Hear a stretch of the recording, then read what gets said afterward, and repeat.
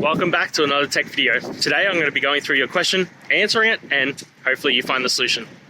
Now, don't forget to stay just a little bit crazy like me, and you'll hopefully get to the resolution. Now, let's continue on to the video.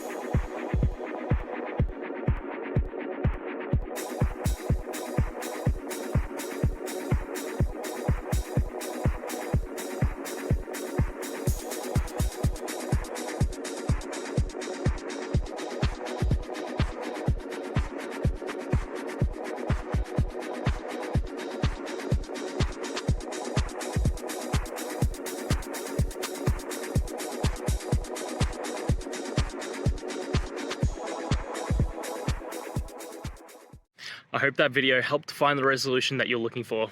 And if it did, please, I'd appreciate it if you could hit subscribe.